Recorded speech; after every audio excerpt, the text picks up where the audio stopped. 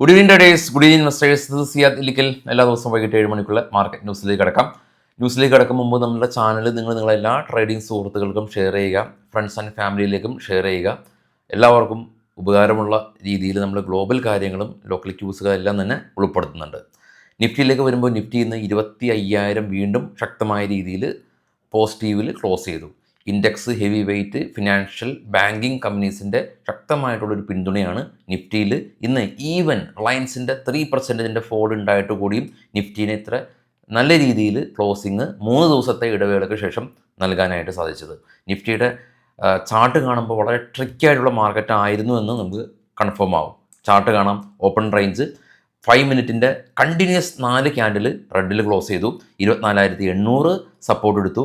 222 point ശക്തമായ rally. 25,000 resistance ആയിട്ട് face ചെയ്തു. അവസാന സമയത്ത് വീണ്ടും ബ്രേക്ക് ഔട്ട് രേഖപ്പെടുത്തി 25,093 എന്ന റേഞ്ചിൽ നിഫ്റ്റി ഇന്ന് ക്ലോസ് ചെയ്തപ്പോൾ നിഫ്റ്റിയിൽ Eternal, ICICI bank, HDFC bank, HDFC life, MNM തുടങ്ങിയ സ്റ്റോക്കുകൾ 1.7% മുതൽ 5.64%ൻ്റെ ശക്തമായ പിന്തുണ നൽകിയപ്പോൾ റിലയൻസ് ഇന്ന് 3.21%, IT കമ്പനിയായിട്ടുള്ള വിപ്രോ 2.47%, ബാങ്കിങ് സെക്ടറിൽ നിന്ന് ഇൻഡസ്ഇൻഡ് ബാങ്ക് 1.29%, ഓട്ടോ സെക്ടറിൽ നിന്ന് ഐഷർ മോട്ടേഴ്സും വീണ്ടും IT സെക്ടറിൽ നിന്ന് HCL ടെക്കും 1.19%ൻ്റെ ഒരു ഫോള് നിഫ്റ്റിയിൽ ഉണ്ടാക്കി. അപ്പോൾ ഇന്ന് റിലയൻസിൻ്റെ ഒരു ഇടിവ് ഉണ്ടായിരുന്നില്ലെങ്കിൽ നിഫ്റ്റി ഇന്ന് അതിശക്തമായ രീതിയിൽ മുന്നോട്ട് പോയേനെ. കൂടാതെ ഇന്ന് സ്റ്റീൽ സെക്ടറും ഇന്ന് പോസിറ്റീവിൽ റിയാക്ട് ചെയ്തിട്ടുണ്ട്. സിഎറ്റ് എല്ലാം തന്നെ ഗ്ലോബൽ കമ്പനിയായിട്ടുള്ള ബ്രോക്കറിംഗ് കമ്പനിയായിട്ടുള്ള ന്യൂമാറോ ഡൗൺഗ്രേഡ് ചെയ്തതുകൊണ്ട് സിഎറ്റും ഇന്ന് ഫോൾ രേഖപ്പെടുത്തി. സ്റ്റീൽ സെക്ടറിൽ ഒരു NMDCയും നാൽക്കോയെല്ലാം തന്നെ പോസിറ്റീവിൽ ക്ലോസ് ചെയ്തു. അപ്പോൾ ഇന്ന് ഫിനാൻഷ്യൽ കമ്പനീസാണ് നിഫ്റ്റീനെ മുന്നോട്ട് കൊണ്ടുപോയിട്ടുള്ളത്. നല്ല രീതിയിൽ ഒരു ക്ലോസിങ് നമുക്ക് നൽകിയിട്ടുള്ളത്. ഗ്ലോബലി നോക്കുമ്പോൾ അത്ര നല്ലതായിട്ടല്ല കാര്യങ്ങളുടെ കിടപ്പ് ഇപ്പോൾ ഗ്ലോബൽ മാർക്കറ്റിലുള്ളത്. ഇപ്പോൾ ട്രേഡ് ചെയ്യുന്ന 3 യൂറോപ്യൻ മാർക്കറ്റും നെഗറ്റീവിൽ തന്നെയാണ് ഉള്ളത്. ട്രംപിൻ്റെ ഭാഗത്തുനിന്നുള്ള താരിഫും അത് സംബന്ധിച്ചുള്ള കാര്യങ്ങളും നമുക്ക് ഓൾറെഡി തന്നെ അവെയറാണ്. എങ്കിലും നാളെ നമുക്ക് US നിന്ന് ജെറോം പവലിൻ്റെ സ്പീച്ച് ഉണ്ട്. അപ്പോൾ അദ്ദേഹം അവിടുത്തെ ഇപ്പോഴുള്ള ഗ്ലോബലി US ഒരു സാമ്പത്തിക സ്ഥിതിയും കൂടാതെ തന്നെ ഈ ഒരു ഒരസലിന് ശേഷം ജെറോം പവലിനെ സ്ഥാനത്തിൽ നിന്ന് നീക്കാൻ ആയിട്ടാണ് ട്രംപിൻ്റെ നീക്കം. അതുകൊണ്ട് തന്നെ ജെറോം പവൽ വളരെ ക്ലാരിറ്റിയുള്ള US എക്കണോമിക് ഡേറ്റ എല്ലാം തന്നെ കൊണ്ടുവരും. ഏറ്റവും റീസെൻ്റായിട്ട് US നിന്ന് വരുന്ന ഇൻഫ്ലേഷൻ ഡേറ്റ 2.2%ൻ്റെ സ്പൈക്ക് നമ്മൾ രേഖപ്പെടുത്തിയത് കണ്ടിരുന്നു. ഗ്ലോബൽ മാർക്കറ്റ് കണ്ടുവരുമ്പോൾ ഏറ്റവും താഴെ ട്രേഡ് ചെയ്യുന്ന 3 യൂറോപ്യൻ മാർക്കറ്റും നെഗറ്റീവിലാണ്. FTSE, CAC 40, DAX. India VIX കാണാം ഇന്ന് 2.52%ൻ്റെ ഫോള് രേഖപ്പെടുത്തിയിരുന്നെങ്കിൽ കൂടിയും ഫസ്റ്റ് ഹാഫിൽ ഇന്ത്യ വിക്സ് 2.5%ൻ്റെ സ്പൈക്ക് ഉണ്ടായിരുന്നു. ഡോ ഫ്യൂച്ചർ ഇപ്പോൾ ട്രേഡ് ചെയ്യുന്നത് 100% പ്ലസ് ആണ്. ഏഷ്യൻ മാർക്കറ്റായിട്ടുള്ള ജപ്പാൻ, കൊറിയ, ചൈന, ഓസ്ട്രേലിയ എല്ലാം തന്നെ മിക്സ്ഡ് ആയ രീതിയിൽ ക്ലോസ് ചെയ്തു. ഇന്ന് ഗോൾഡാണ് 26%ൻ്റെ $26 ഒരു റാലി രേഖപ്പെടുത്തി $3,376 പെർ ഔൺസ് എന്ന നിലയിൽ നിൽക്കുന്നത്. Brent oil ഫ്ലാറ്റാണ്. ബിറ്റ്കോയിനും ഇപ്പോൾ സ്റ്റേബിളായ രീതിയിൽ നിൽക്കുന്നുണ്ട്. അപ്പോൾ ബിറ്റ്കോയിനിലും ഗോൾഡിലും നിക്ഷേപിച്ച ആളുകളായിരിക്കാം ഈ ഒരു കാലഘട്ടത്തിൽ ഏറ്റവും നല്ല രീതിയിൽ അവരുടെ റിട്ടേൺ കിട്ടിയിട്ടുള്ളത്. പക്ഷേ ഗോൾഡ് മാറ്റി നിർത്തിക്കഴിഞ്ഞാൽ ബിറ്റ്കോയിനെല്ലാം തന്നെ വളരെയധികം വോളറ്റൈലായിട്ടുള്ള ഒരു മാർക്കറ്റാണ്. അത് ഇപ്പോൾ ഒരു അസറ്റ് അതിൻ്റെ അത്യുന്നതിയിൽ എത്തുമ്പോഴാണ് ആളുകൾ അത് ശ്രദ്ധ കേന്ദ്രീകരിക്കുന്നത്.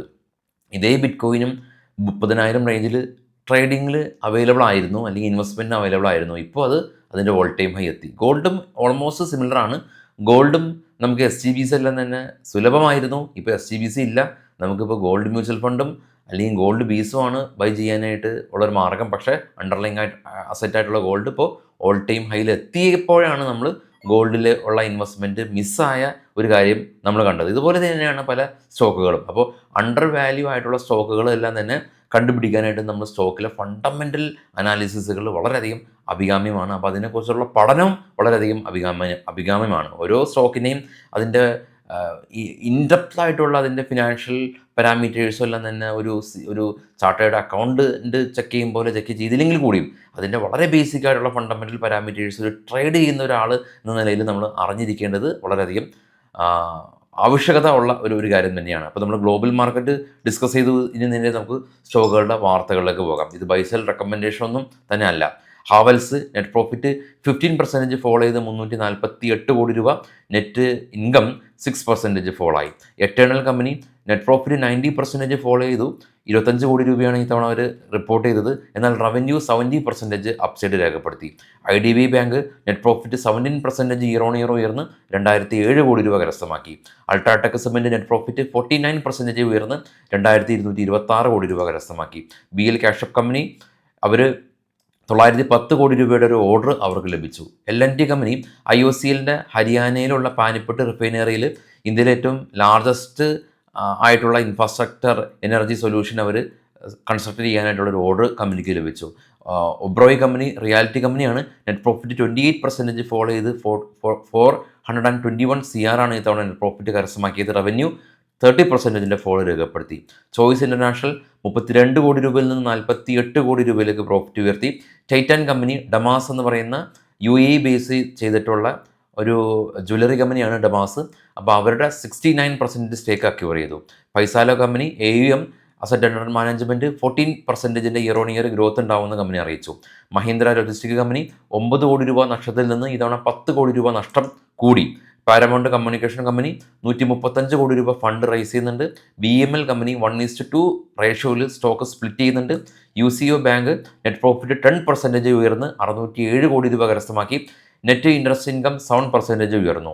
സ്റ്റീൽ എക്സ്ചേഞ്ച് ഇന്ത്യ കമ്പനി 210 കോടി രൂപ ഓർഡർ കരസ്ഥമാക്കി. GPT ഇൻഫ്ര കമ്പനി 350 കോടി രൂപയുടെ ഓർഡർ ലഭിച്ചു. ഡോൾഡ ഡയറി കമ്പനി 65 CR നിന്ന് 62 CRലേക്ക് നെറ്റ് പ്രോഫിറ്റ് ഇടിഞ്ഞതുകൊണ്ട് സ്റ്റോക്ക് നിന്ന് 8% ഇടിവ് രേഖപ്പെടുത്തി. ക്യാൻഫിൻ ഹോംസ് ഈ ഒരു ഫിനാൻഷ്യൽ ഇയറിൽ 13% ഇവരുടെ ഗ്രോത്ത് പൊട്ടൻഷ്യൽ കമ്പനി കൈവരിക്കുമെന്ന് കമ്പനി അവകാശപ്പെട്ടു. ടിറ്റാഗര റെയിൽ കമ്പനി അവർക്ക് 312 കോടി രൂപയുടെ ഓർഡർ കിട്ടി.